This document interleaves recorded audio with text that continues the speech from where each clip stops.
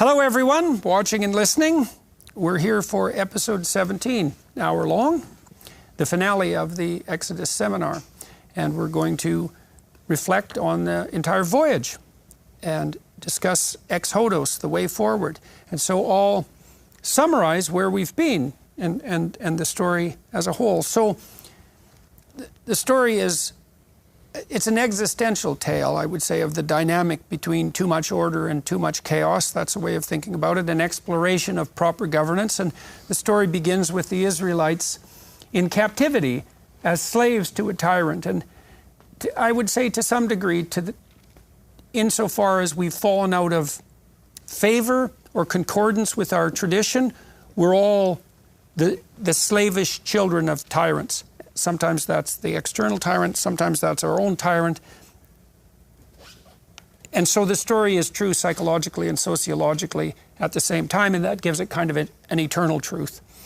So the Israelites are laboring under the yoke of the Egyptians, and a leader arises, Moses, who's called by God to chastise the tyrant, implying that there is a divine spirit of sovereign power in whose nature is the proclivity to punish the tyrant, and also a call to the Israelites who to free themselves from the yoke of the tyrant. And so God is portrayed as the spirit that inspires the enslaved, the unjustly enslaved, to free themselves. And so Moses is their unwilling leader, not a gifted man verbally, but nonetheless touched by God to have this inspiring capacity. And he is enjoined by God to stand up against the tyrant and to tell him, the Pharaoh, that unless his people are let go, all hell is going to break loose, which it does in the form of a multitude of plagues, which we analyzed in some detail, plagues that destroy both the present of the Egyptians and their future in the last plague, the death of the firstborn. The Israelites are then sent out into the desert by the Egyptians, who are finally terrified by the God their sorcery cannot duplicate. And in a last-ditch attempt to establish their tyrannical sovereignty, they decide to kill the Israelites and end up drowned in the Red Sea. And then the Israelites have escaped from the tyrant. And this is where the story, I think, becomes even more realistic. It's so profoundly and remarkably and surprisingly realistic, because it's easy for naive people to think that once you've escaped from the tyrant, you're scot-free. And the scot-freedom is you can do whatever you want, whenever you want. But it turns out that's the desert. And so Exodus story juxtaposes two extremes at the top and the bottom of human life, you might say. And one is an extreme of order, and that's tyranny, but the other is an extreme of chaos, and that's this desert-like freedom where, sure, you're free, but where are you going, and which way is up, and can you do anything at all? And you're lost, and the Israelites are lost in the desert, and it's not pleasant, and it's not even obvious that it's better than the tyranny. And so they get all whiny and squawky and complain, and they're miserable and lost, and then they fall prey to the temptation to elevate Moses to the role of Pharaoh, and he almost falls prey to the temptation to become that. He sits as their judge, and his father-in-law, Jethro, shows up and says, look, you can't do this, Moses. You're going to wear yourself to a frazzle judging this fractious people from dawn till night, and you're in danger of becoming a tyrant yourself. Plus, your people, granted, they're completely useless, but unless you give them some responsibility, they're going to stay that way.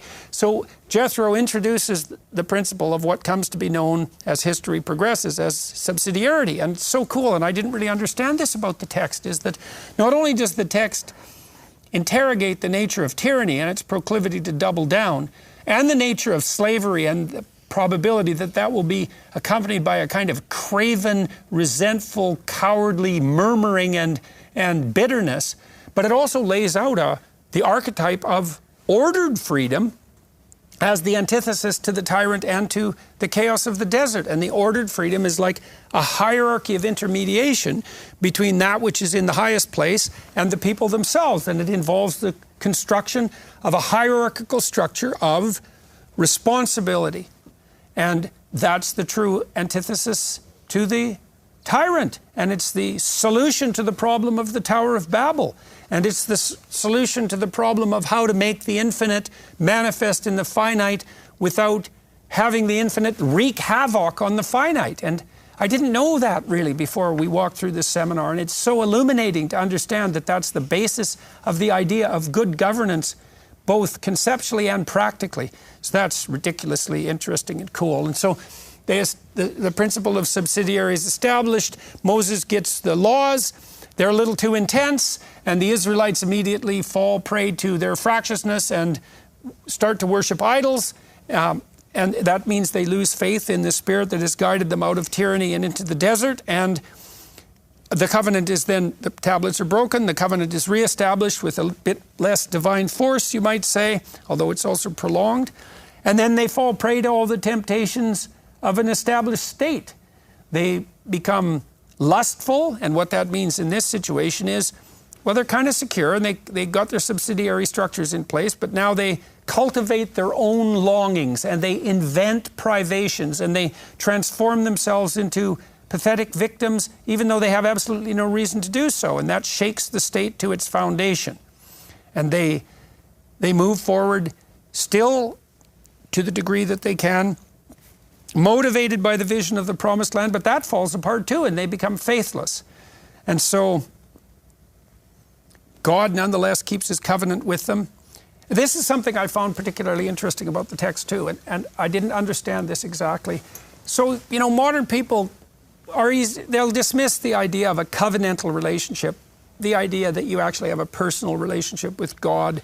That's just obviously the most primitive of superstitions. But you know, what's so interesting about this text is that it insists, psychologically speaking, that the proper polity is to be modeled after the idea of a relationship, and a relationship of sacrifice and bargaining, and that if you organize yourself properly psychologically and socially, it's as if you're developing a relationship. That's the right metaphor. It's relationship. It's not contractual subjugation. It's not abiding by a set of rules or even a set of principles.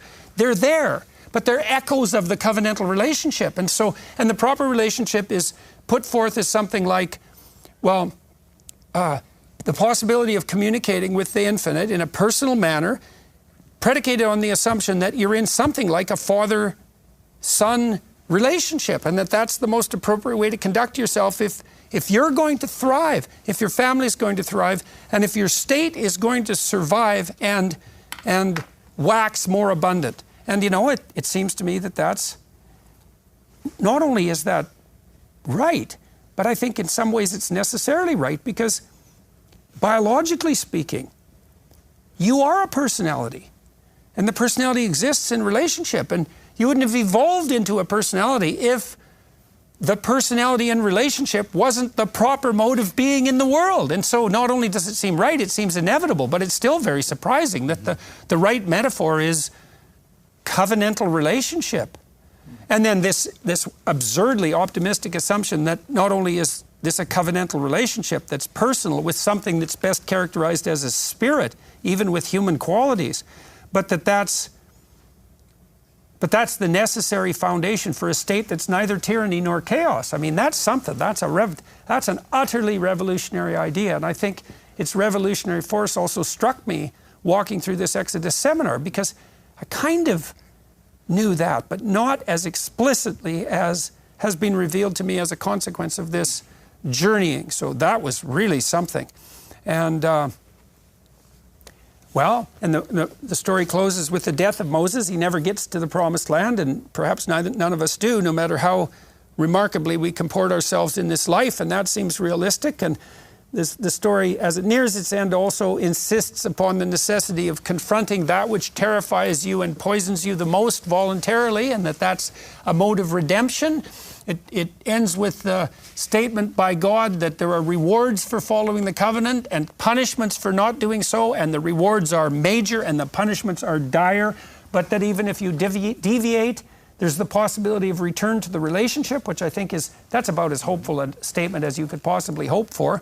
And And we get a good lesson about what constitutes proper leadership out of the story as well. Moses is not a tyrant. He's not self-aggrandizing. He has a proclivity towards narcissism from time to time, but he keeps it damn well under control. And he's always attempting to subordinate himself vertically to God and staying in communication with his people, difficult as that is. And so he's a great model for true leadership. And he's also the person who introduces and abides by is open to and abides by the principle of subsidiarity. So he's not gathering all the power unto himself, even though that's a temptation from time to time. I think that's brutally realistic and flies in the face of any sort of accusation on the part of, let's say, rationalist atheists that there's nothing to these stories but like a superstitious, what would you say, defense against death anxiety and a post hoc justification for the nature of God. It's like, no, this is pretty brutal and it's pretty realistic.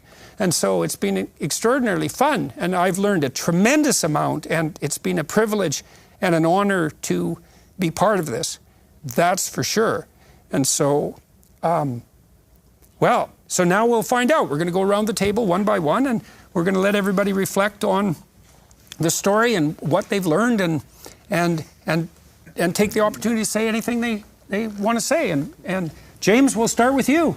Well, thank you, Jordan, and thank you, everyone. I mean, looking back on these 16 episodes, it's impossible to distill everything. I've learned so much, but I think more than that, I've been moved so much. At almost every episode, there's been some moment that has not just sort of illuminated me cognitively, intellectually, but has moved me deeply.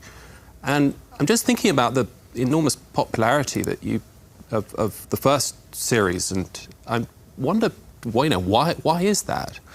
And I'm just thinking, if this had been a more kind of formal university seminar or a seminar in a seminary, we'd have been looking at the sorts of questions and themes and problems that we just haven't touched on at all. Like, there's a whole guild of scholarship that approaches these texts in a completely different way. Questions of historicity. Like, did this happen? How did it happen? When did it happen? Is it plausible that it happened?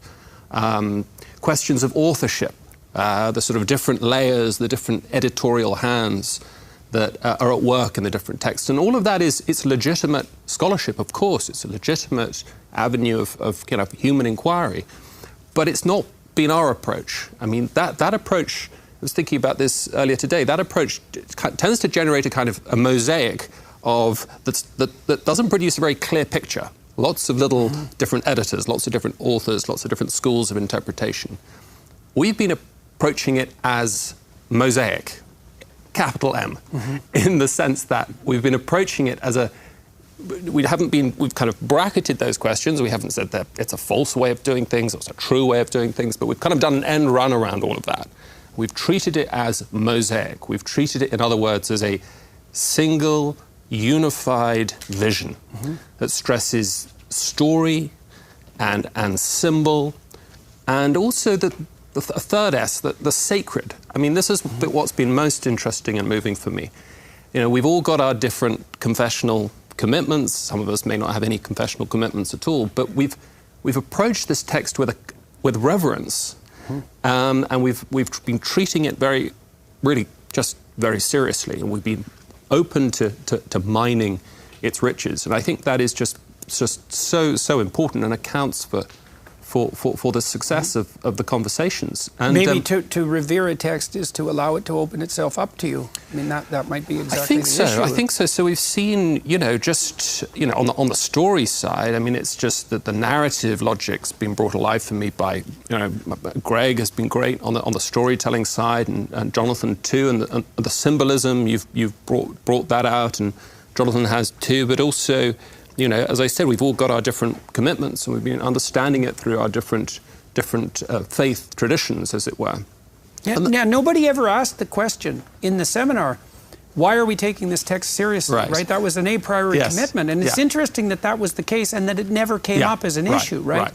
We've come back again and again. I think this is what I found so moving, that it's not been that we've been reading Exodus, but that Exodus has been reading us. We've learned new things about ourselves. We've learned new things about society. It's generally not been a very political discussion either, and yet we've seen the enormous kind of political ramifications, the new ways we can understand the problems of affecting society and culture through this ancient text. It's just been remarkable for that reason. So those have been the things I've taken away. I mean, the text itself. What is there more to say? I mean, I work in philosophy. I spent a lot of time reading the ancient Greeks, reading contemporary philosophy. It's really, you might say that the world of Plato and Aristotle is sort of the world of the timeless and of the abstract, the world of logic. And we have had some of this. So famously, in Exodus 3:14, there is this sense that God is, as it were, beyond time. Is like, as in Plato, he sort of occupies that heaven beyond the cave.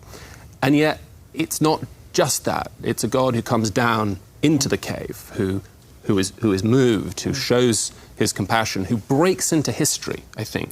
We tend to have this very bifurcated way of thinking about history. I mean, either as random in some sense, or perhaps as determined in the Marxist sense, or as always heading in a particular kind of progressive direction.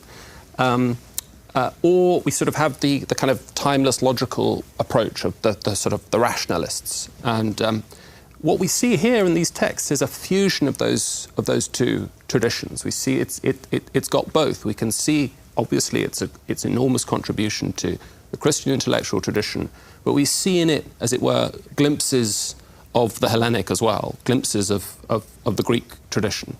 And that's been remarkable for me, this idea that for the first time here we see that the idea that history has a direction, but it's not a random direction, it's not fully determined, it takes seriously human freedom, it accommodates human failure, and it unfolds always not just in a kind of random dynamic flux, but against an objective, transcendent standard of the good, of moral order, of political order, and of social order. With a tremendous insistence that at its basis, the fundamental order is both good and relational. And personal, exactly. Yeah, amazing, amazing.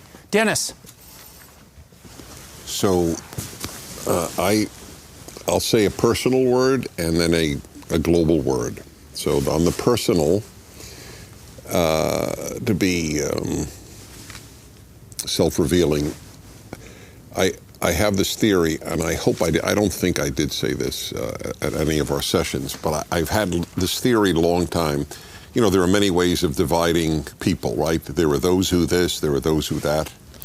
So one of my divisions is there are those who want to be stars, and there are those who want to be on an all-star team. And I am in the latter. I have never, my joy is to be on an all-star team. So that's what I have felt for all these seminars, all our sessions. And that's a great honor and a much greater joy than being a star. I mean, what I have learned from each of you is emotionally as well as intellectually rewarding. I intend to bring a lot of these ideas to the audience that I have through my radio and PragerU and my little synagogue in Los Angeles. So this is a big thank you to all of you. I don't have much to add. I just want to say one large thing that I thought of the entire time.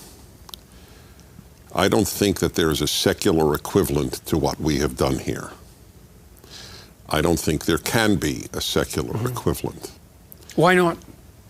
Because secularism doesn't produce wisdom. That's why. I'm convinced of that, and I have proof. It's not a theory. The most secular institutions in our society have the least wisdom, the universities. So either what I'm saying is true or not true. But if it's true that the least wise institutions are the most secular, it is causative. It's not just correlated. They are, it is a factor. And the great line from the Bible, what is it? Again, I got to go from the Hebrew. wisdom begins with the fear of the Lord. When I was at Columbia, and it's on the internet, I wrote this 25 years ago, how I found God at Columbia. So I was at the Graduate School of International Relations, or International Affairs. And I was already then learning nonsense. Men and women are basically the same. That was already taught to me in the 1970s. And America and Soviet Union, they're just both superpowers. This was not a battle of good and evil or freedom and tyranny. It was two superpowers.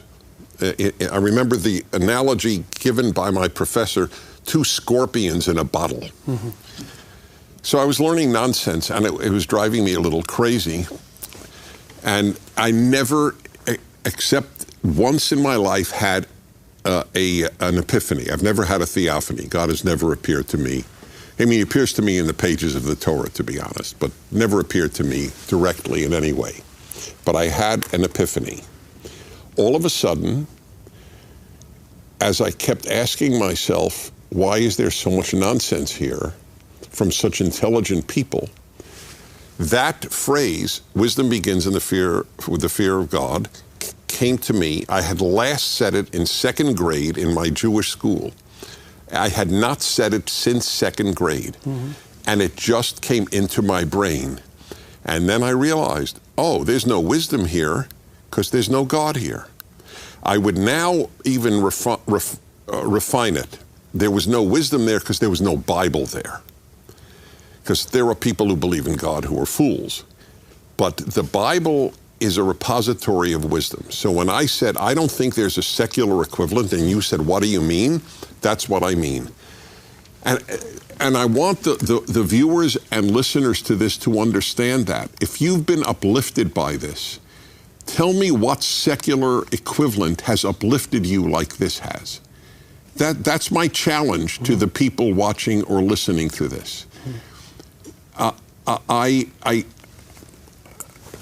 I have summarized my 40 years of broadcasting, and I've said it all 40 years. I have one overwhelming message: the deleterious consequences of secularism.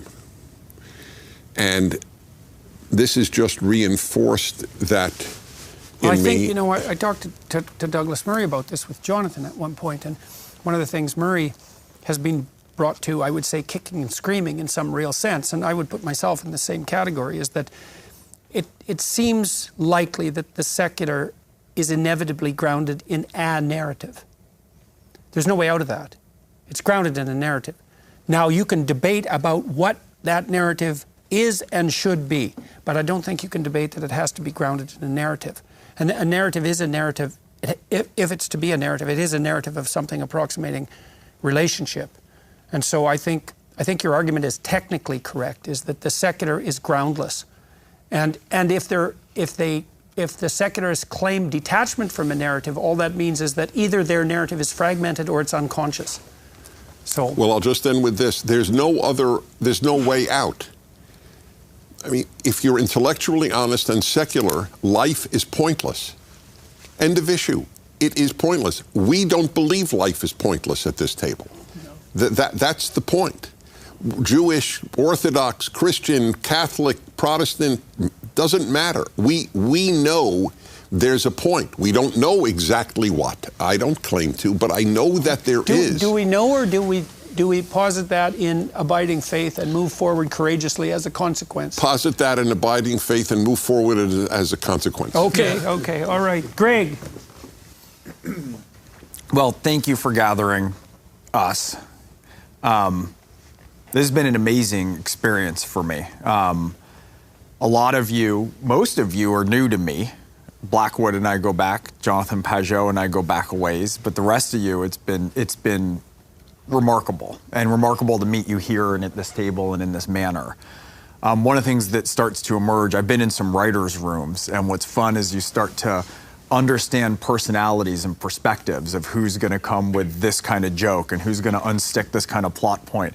So it's very interesting, I notice as we evolve through the series, who I am looking to almost without, not consciously thinking of like, well, Oz, I need to ask you something. And Douglas, there's something that I need you to weigh in on, or where I'm curious or looking for different commentaries. And so I think one of the things that's amazing is when there's a variety of perspectives here, as much as we're all joined in a common unity and rowing towards a common goal. There's a lot of variation in the ways that we see the world and the ways that we find meaning and the ways that we approach the text.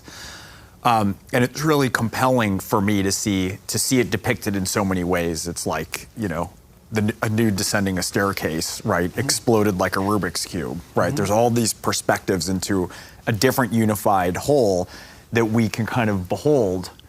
So we got a good Mount Sinai arrangement here, is that a reasonable amount of diversity within an encompassing unity. And that manifested itself in the integrity of the conversation. Yeah, and I think we have about as much as we could take at this stage. We wouldn't want it to stretch even further yet. Right. Right? Right.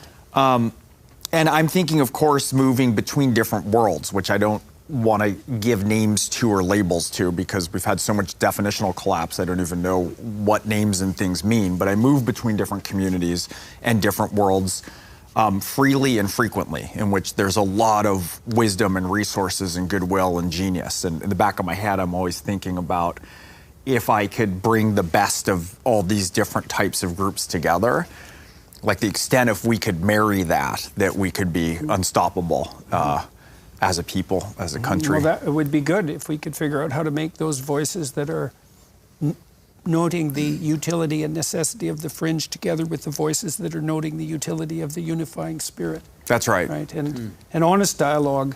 This is one of the reasons I like talking to Russell Brand, for example. Yeah. Because he's comedians are honest. Yeah. Well, and he's a pretty good advocate of the fringe. That's right. And rightly so. That's right. Yeah. So, and I keep thinking, of course, a lot of the ways that I think and move, part of why I move between so many communities is I really genuinely love people, and I love all different kinds of people. And I'm always thinking about the ways a lot of my natural state when I'm navigating between different groups is to think about mediation and interpretation in some ways. And so I'm not armed. I have a more embodied understanding of so much from both the text and from all of you and the ways that you all move in the world to understand and to make connections that are sometimes difficult to forge through from one corner to another, and to see all the points of connection and also to see a lot of the opportunities. I think one of the advantages of walking through a really profound text is that it shows you how things are united, that look diverse, are united deeply underground, and then you can bring things together that you wouldn't be able to bring together without that. You're particularly good at that, by the way, Jonathan. So. And what I'll now term the Pageauian fringe, that concept is, that's an amazing concept of the different kinds of monsters, right? Yeah. We have the monsters of too muchness, right? Of sort of authoritarian deemed purity on the one hand, and then the explosive hybridization on the other, and the ways that those have to be navigated, and what's the center that we have to agree on, and what are the voices that bring different voices in and join at a table or a tabernacle or at a mountain. So that was very compelling to me also. And I would say, Oz has talked a lot about, in the covenant, about freely chosen consent. I've thought about that a great deal since the last session, of that being sort of a baseline, not just for the political and not just for the religious, but for the personal, for every engagement in parenting, relationally, right? What are all the ways that I seek to exert some kind of control over something, an endeavor even, a relationship, parenting, right? Freely chosen consent as being a key unifying goal seems so essential. Well, also, and maybe an indicator of the immanence of the transcendent, right? If you can structure the relationship so that you maximize the consent of the person you're in relationship with, that could easily be a marker that the proper spirit of dialogos exists in that relationship. And there's such a clarity in Exodus. It's such clarity of the necessity for subservience to a higher order. And one of the things that I like so much in this is that the Israelites exhaust every other option that's available to them. They try and mess up every conceivable way, right? Redefining the past, lying about what they've just seen, right? Claiming glory for themselves. And it reminds me all the time, you know, those haunted house movies where you're like, why don't they just leave the house, right? and when you're working on a project like that, you're like, well, the phones are out because there's a storm and they can't reach the cops, right? And there's a flat tire, right? And somebody, you know, there was an angry staff member who savaged the road out, and you have to cover all the bases. And Exodus in some ways is a meticulous and exceptional covering of all the bases to any argument that you... All the way a state can go wrong. A state and the people can go wrong. All the ways you can try to not be subservient to a higher order in a way that's defined and uphold the world of your covenant, right? So you need to do that, and you can't just run out of the haunted house because no one's going to really care or believe it. So it proves its case with great wisdom and magnanimity. So that's also what makes it a great work of literature, right? Because it's like when Dostoevsky writes Crime and Punishment, Raskolnikov, the murderer, has every reason you can think of to be a murderer. Right? He goes right to the limits of the realm of possibility. And so, if the Passion story is an exploration of the limits of the tragedy of life, your point here is that Exodus is a archetypal examination of all the ways that a state and polity can go wrong. Yes. Right. Yeah, and so that's an amazingly illuminated path, because you can't just lay out the story. Right, you have to lay out the avenues of all the other ways of why this is the illuminated path through this labyrinth of pharaohs and snakes and drowning seas and serpents and plagues and locusts. And so the other thing that I would say is that so much for me of my arrival or appreciation of faith is sort of the light of God shown on Michelangelo, right? Or the light of God shown through Beethoven. Like, it's very hard to listen to the Fourth of the Ninth and feel like that's something that he did, right? The light of God shown on Shakespeare. And so what's so interesting here is I think that one of the things that I've been giving a great deal of thought to about, let's just call it institutions, right? Even when we have a very clear separation, and in my estimation, clear and necessary separation to state and church, or that we have certain secular institutions that need to, or that proceed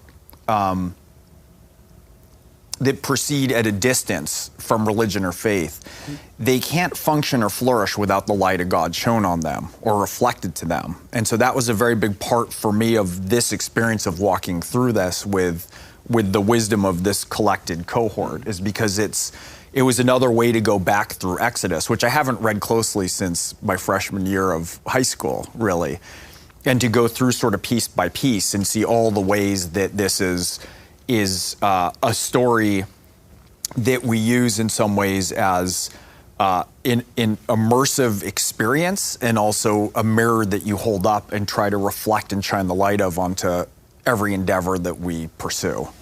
Yeah, great. Douglas. Well, thank you for the invitation to the feast. And if I may be forgiven for a possibly perverse image in a group where there are at least a couple of teetotalers, one might think about the strange phenomenon that a really good bottle of wine tastes in purely aesthetic terms better in company when you know that others are also enjoying the wine. And I felt it's been like this with this seminar, so thank you very much indeed. What have I taken from it? Well, this is obviously a paradigmatic narrative of pilgrimage. So clearly there's something compelling about that. And I've found it extraordinary to listen to the explication of that narrative on different levels, in terms of the explication of the Torah, or the psychological dimension, or the philosophical implications. So again, I've learned a great deal from that.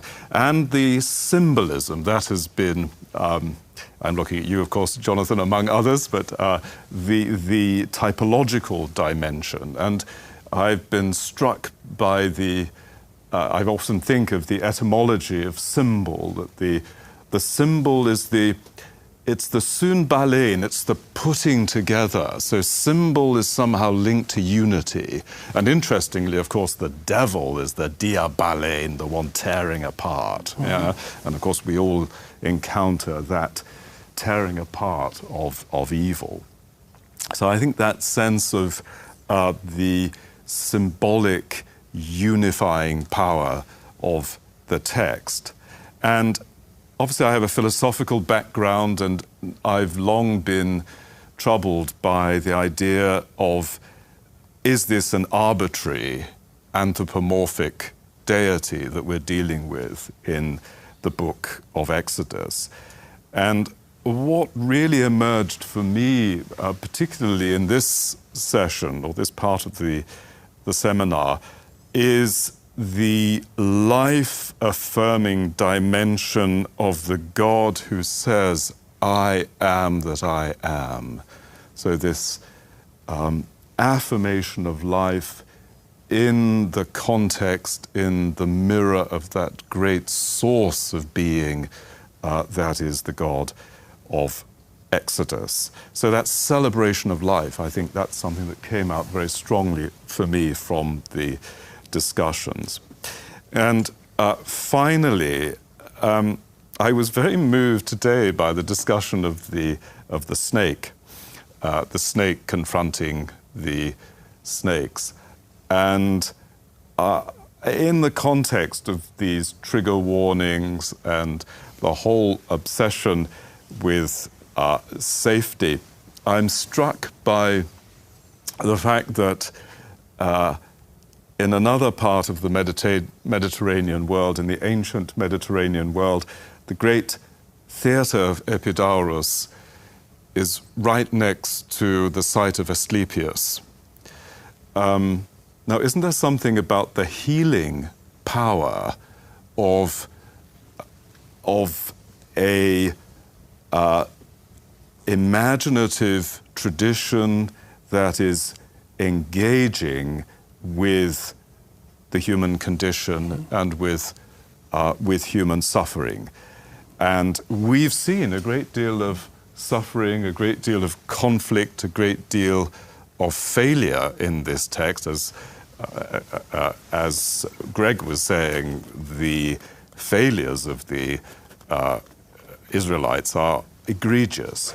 And yet, what comes out of this text but this affirmation, this celebration of life? This, at Athens, the great theater where the tragedies were held, is just outside the temple, just down the mountain. And so the Athenians had this temple that was associated with, really with this kind of pristine rationality, but right allied with that was the idea that the divine revelation was somehow deeply allied with the dramatic presentation of a sequence of tragedies. And so I think originally that it was in fact the amphitheatre itself was a site of worship. It was where the goat was sacrificed to Dionysus in the annual Dionysia. I think tragedy means, goat song, doesn't it? Goat song, yep. So it emerges out of this religious ritual, in effect. It's also a good heavy metal band name. Yeah. Goat song. All right. Oz. Thank you. What a privilege to be with you. This means a lot to me because these things first came up when I was a student in the 60s.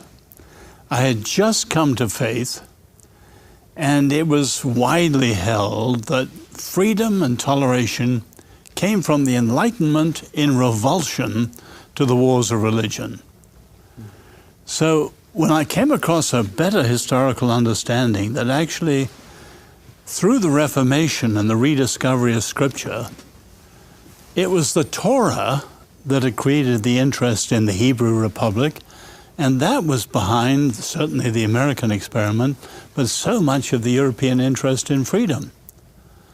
In other words, it struck me then, and it does today more deeply, Exodus should be put alongside Plato's Republic and Aristotle and Machiavelli's Prince and Burke and Montesquieu and people. It is a classic of understanding of humanity, freedom, and politics. And so as we've looked at this, you know, the founding of God's nation, set over against Egypt and its techno-despotism, and Canaan and its earthy, unbridled sexual licentiousness, we're dealing with the same contrast we've got growing in our modern world. And so I've kept thinking of three things constantly in my mind as we've been discussing. One, we've got to stand with our Jewish friends against the appalling rise of anti-Semitism today. The debt we owe to the Jews is incredible and incalculable. Two, Americans should be ashamed if they don't understand this is the roots of their great experiment. They don't realize it. So people talk about Make America Great Again or restoring the soul, but they never say, what on earth made America great in the first place? And unless you understand Exodus, you don't understand it. But I go beyond that, and I think we're probably towards the end of the Western civilization. And the future, how is humanity going to create societies that are just and free with high human worth and so on? Here's all the ingredients, and we should be wrestling under the conditions of modernity with what this means. So a lot of that's been in the background of my mind as we've been discussing these things. So obviously, Exodus has three broad movements, very obviously. The Exodus, the covenant, and the presence of God among his people. But for me, the Exodus, many obvious lessons, a very simple one that people forget today. To be free, you have to be set free. We're not naturally free. The covenant, in other words, the way of living together freely, I love the idea, Socrates, the unexamined life is not worth living. What the covenant says, the uninstructed life is not worth living. And I think for me, the reality of the presence of God, and of course, Exodus is so that they may know who I am, the Egyptians and the Israelites. I think today, we've talked to secularism, much of modernity is in Plato's cave. They haven't seen the sun. And what this is about at the end of the day is the need for a massive global awakening to the supernatural. And so we're dealing with things, I think, that are incredibly profound in themselves, as we've seen, but extraordinary significance for the world we're living in. This idea that, you know, I see this in the humanist atheists, that they make the presumption that the Enlightenment venture was the spirit of enlightened rationality against the dark superstitions of the medieval past and maybe the pre-medieval past. But it is but there's a worship of a superstition there as well, and the worship of the superstition, as far as I can tell, is something like the temptations of a Luciferian rationalism. It's that there can be a purely intellectual and abstracted endeavor that will lead us to the light. Well, and that in itself is a religious claim, and I do believe that it's the claim of the Luciferian intellect. And the reason, yes, and the reason for that is that the attribution of the place of the omniscience necessary to guide us forward now becomes internal, but also it's allied with the rational mind. And I actually think that's part of the pride of the intellects. Absolutely. Because, you know, around the table, we're all intellectuals, and I suspect we've all fallen prey to this temptation. Is if you are an intellectual, if you are intelligent, let's say, and you're comfortable in this sphere of rational discourse and argumentation, it's easy to presume that that somehow elevates you among other people. And it's easy to presume that because that's worked so well for you and is the thing that maybe marks you out, is that that should be placed on the highest pinnacle. And that's a very dangerous assumption. And it's an assumption that's just as metaphysical as the assumption that it's the God of Israel who's the proper guide through the desert, right? You're going to be under the sway of some spirit. And the Enlightenment rationalists hide that. They say, well, no, we have no God. It's like, yeah, Luciferian presumption is your God. And so, and I really believe that's true, and I think that's the reason the French Revolution went so wrong. And, well, that's one of the reasons the French Revolution went so wrong. So there's no way out of abiding within a narrative. There's no way out of that. And I think the cognitive neuroscientists have become increasingly insistent on that point, and there's many fields of endeavor, intellectual fields of endeavor, that are pointing in exactly the same direction. So the story's the thing, right? And the question then becomes, what's the greatest story? What's the greatest story ever told? And certainly Exodus is in contention for that title. Stephen. Gosh, it's there's so much to think about. It's really on my mind right now is thinking about the dynamic of this group, and I've been trying to think about the origins of that and how it's developed over these 16 seminars, which actually took place over 2 sessions, about 6 months apart. And I was thinking about how that came about and what the background is, and I remember, of course, many people know of this, but there was this, we were in Cambridge a few years ago, and we had a little chat with Douglas and Roger Scruton, as you'll recall, and it was your first time in Cambridge, and we were walking around, and you were just, wow, what a beautiful place. And I remember you said, do you think there's any chance I could come back here?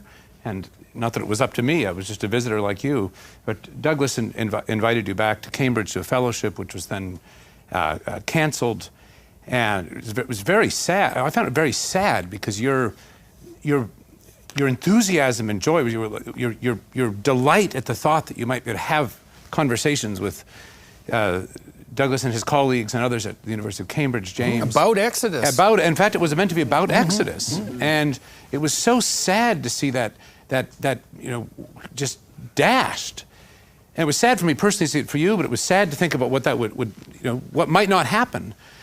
And then it was not long after that you and your family had a very difficult time, and I know you've talked about this publicly, a long period of a kind of desert and illness, and some tyranny in there too. Tyranny in there too.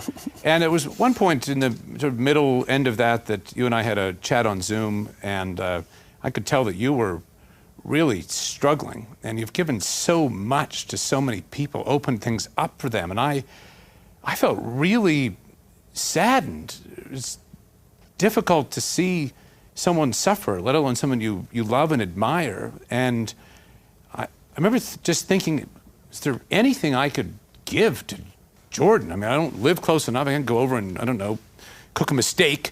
I mean, we live too far away. And I had a few years earlier an experience during a Lent where a few friends, we had just gathered, actually, this was before Zoom, we were on the old thing called the telephone, and once a week we talked our way through the Odyssey with someone who knew a lot about it, and it was just a wonderful revelatory conversation, and it was sort of reflecting on our own lives and own spiritual lives in relation to this great text. And so I remember writing to you, I don't know if it was September or whatever month it was, sort of the end of that summer, saying, would you like to try and have a conversation about, maybe some text? We could just choose something, And you, with the kind of amazing stroke, said, well, maybe that could be, maybe Exodus. We could talk about Exodus. That would be preparation for my lectures. I remember that. And then it could have, fell by the wayside, because actually then you really were feeling much better, and you started traveling again, and the tour and so long. But you didn't lose the idea, and that's not. It's not the point of the story. Is not in the least that I feel somehow to take credit for this conversation. It's actually that, for me, those origins are very important to what's happening here. Origins of a kind of friendship. And my biggest reflection about our time together is how much deeper I feel this conversation has become for me.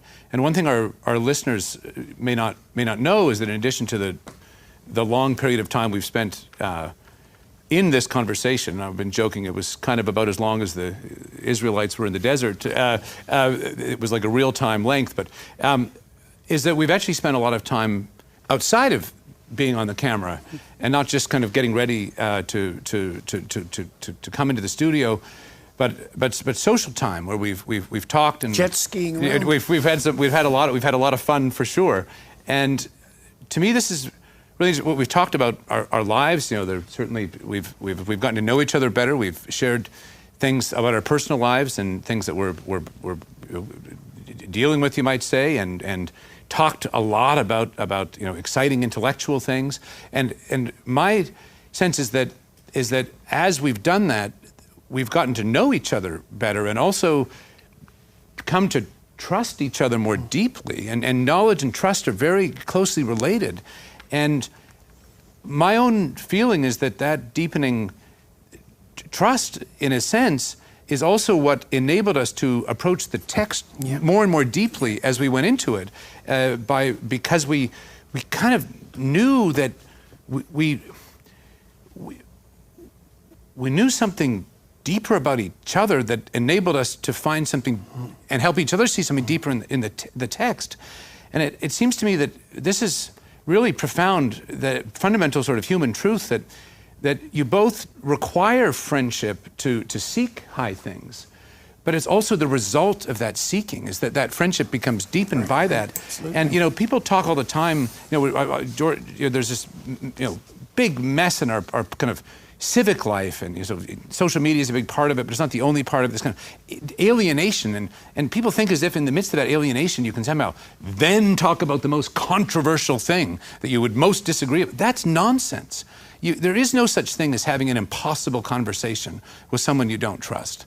If you want to go deep into something, you've got to have a place and a way of doing that with others. Well, do you think that's any different than that establishment of a relationship with the vertical and the horizontal simultaneously? No, I don't. It seems like a recreation of the Mount Sinai ideal. I think that's exactly right. And in some sense, I suppose, what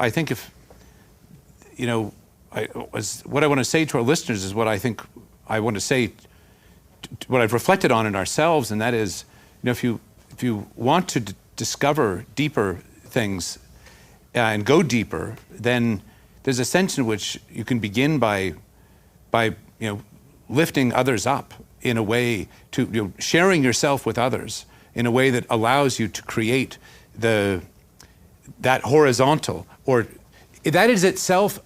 When you do that with others, you're already orienting yourself to something high, which is why it gives that horizontal life, that horizontal movement, depth and power and truth. It makes it foundational rather than sprawling. Yeah, exactly. So anyway, for that, I thank you all, and especially you, Jordan Peterson. Great, Stephen. All right, Mr. Peugeot, looks like Can I say something after that? I'm about to cry. What's going to happen? You have the final word here, sir. I have to say that the whole time we've been doing this, we've been going through this, one of the things, the thought that has come up and in the discussion is just how impossible what it is that we're doing. How can we be talking 16 hours about a book, and how is it that all these people want to watch it, and how is it that we're doing it in a spirit of curiosity and of helping each other and of moving towards this unity. And I think that in some ways what I'm seeing happening now, this weird thing that we've been through, is a concentration of something that started, at least for me, started when I encountered you several years ago. What I've seen is that there's a shift happening in culture. It's happening right now. And it's making things that were completely impossible before all of a sudden possible. The fact that we notice that we're seeing the kind of just arrogant secular atheism recede in the popular perception. I thought that, I prayed for that to be possible, but I didn't see it as something that was going to imminently happen. The fact of watching young people in their 20s suddenly want to read this book, suddenly want to go to church, suddenly want to read the great books and just, once again, it's something that I prayed and hoped that would happen, but I didn't expect it to in some ways. And ultimately, I would say, when I was in college, I realized that we had a problem. And one of the problems was on the one hand, you had Bible scholars who argued about some little name in the text and where did it come from and who was the author, and fighting over all this stuff, breaking down the story and the narrative. And on the other hand, I could see groups and churches trying to hold the narrative for themselves and make it useful only to their purpose. And what I dreamt of and I hoped for was the possibility of looking at this story of this text as something which is foundational for our very perception of reality, for the very way in which we, and being able to look at the narrative and eschewing those two problems. And we did it, and it's astounding. And I'm just completely amazed and grateful, honestly, to God, but then also grateful to you and to Daily Wire for making something that seemed completely unreasonable happen. And so, thank you. All right, everyone watching and listening, that's exactly 1 hour, so isn't that just lovely? And thank you for all your concluding thoughts, and thank you to all of you who are watching and listening for your unexpected and very welcome time and attention. I hope that it serves you well, as it served us. To the Daily Wire Plus folks for making this possible and doing it so professionally, setting up this beautiful set and being on the ball technologically, being generous with the consequence, being generous with the resources. To all of those who've helped create the spirit of hospitality that has surrounded our venture, to all of you attending and participating, and to Larry Arnn and Ben Shapiro, who aren't here today, for not being the bloody stars of the show, but letting the whole enterprise carry on underneath its own impetus and letting the text be the star. That's a hell of a thing to see, and it's really something great, and it's been a privilege for me to be a part of this. And so, on to the next book, gentlemen. Thank you very much, everyone.